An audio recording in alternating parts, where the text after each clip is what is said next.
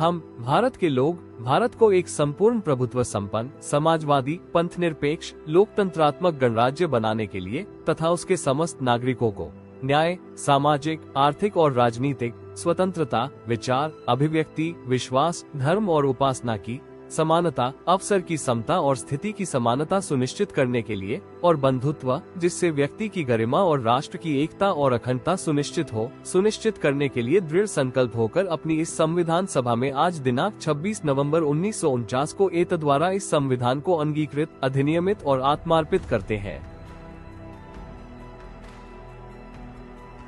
We, the people of India, having solemnly resolved to constitute India into a sovereign socialist secular democratic republic and to secure to all its citizens justice, social, economic and political, liberty of thought, expression, belief, faith and worship, equality of status and of opportunity, and to promote among them all